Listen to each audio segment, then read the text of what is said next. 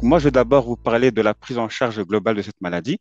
Donc, le diabète est une maladie qui nécessite un suivi et un traitement qu'il faudra adapter tout au long de la maladie avec une prise en charge multifactorielle. Cela se traduit par différents contrôles à différents niveaux. Donc, un contrôle glycémique, une correction des facteurs de risque cardiovasculaire que je vous ai énumérés tout à l'heure, une détection et traitement des complications. Le contrôle glycémique sera en lien avec une alimentation qui est équilibrée.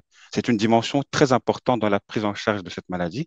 Il faudra en effet adapter son régime alimentaire pour s'orienter vers une alimentation plus saine. Il faudra aussi envisager une activité physique régulière, qui est l'autre paramètre à bien prendre en compte, qui permettra également de réguler le taux de sucre.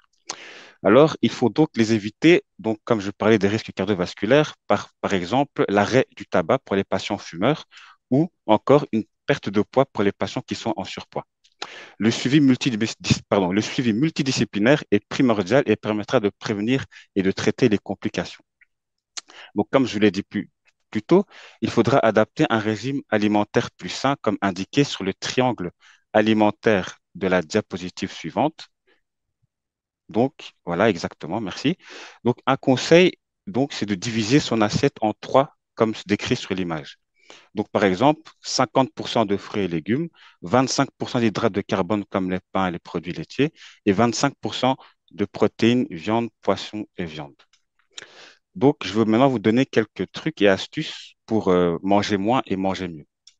Alors, tout d'abord, buvez un verre d'eau avant chaque repas pour remplir l'estomac.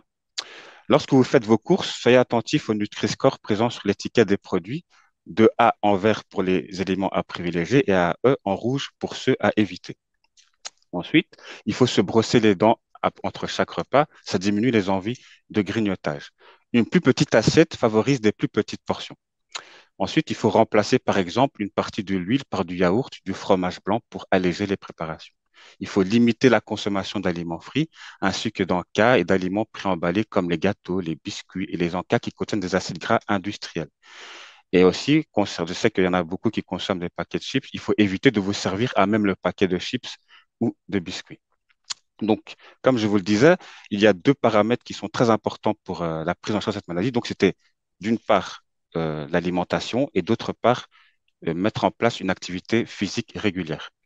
Donc, la pratique physique d'une activité régulière contribue à réguler le taux de sucre, à améliorer la circulation sanguine, réduire l'engourdissement des mains, des pieds, des jambes et des pieds, réduire la tension artérielle, le cholestérol et les triglycérides, donc avoir un impact sur les risques cardiovasculaires.